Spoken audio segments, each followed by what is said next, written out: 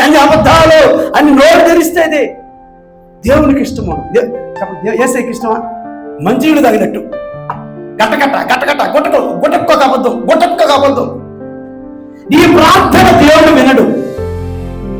మన ప్రార్థనలో అలా మన నోరు అలా ఉండి అబద్ధాలు చెబుతుంటే ప్రభు మన ప్రార్థన వినడు. మన నమ్మకస్తులు కాదు, తగ్గిపోతున్నాం. నువ్వు if you know the truth will set you free.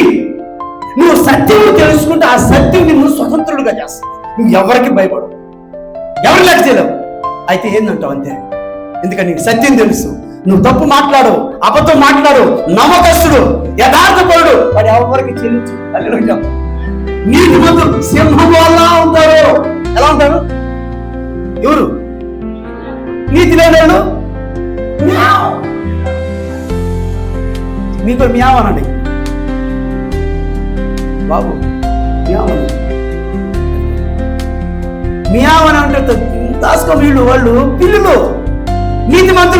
నీతి మంతులు సింహాలలాగా ఉంటారు. మనము నా ప్రియమైన ప్రభు బిడ్డలారా, మనం ప్రార్థించే ప్రభు బిడ్డలు, ప్రభు ప్రార్థన చేసేవాళ్ళు, ప్రభువుకు నమ్మకస్తులుగా ఉండాలి. మన మాటలు అలా ఉండకూడదు. అలా ఉంటే మన ప్రార్థన ప్రభువు జవాబు ఇవ్వడు.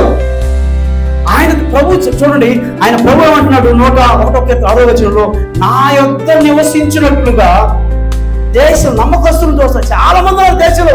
నీలాంటి వాళ్ళు, నాలాంటి మాస్టర్లు చాలా మంది ఉన్నారు, నీలాంటి డాక్టర్లు చాలా మంది ఉన్నారు, నీలాంటి లాయర్లు చాలా మంది ఉన్నారు, నీలాంటి విశ్వాసులు చాలా మంది ఉన్నారు, నీలాంటి ట్రాక్టర్ తోలేవాళ్ళు చాలా మంది ఉన్నారు. మీ ఇద్దరు లాంటి ట్రాక్టర్ తోలేవాళ్ళు, పక్కన కూర్చున్న ట్రాక్టర్, మీ ఇద్దరు ట్రాక్టర్ తోలేవాళ్ళు చాలా మంది ఉన్నారు, మీలాగా ఆటో తోలేవాళ్ళు చాలా మంది ఉన్నారు.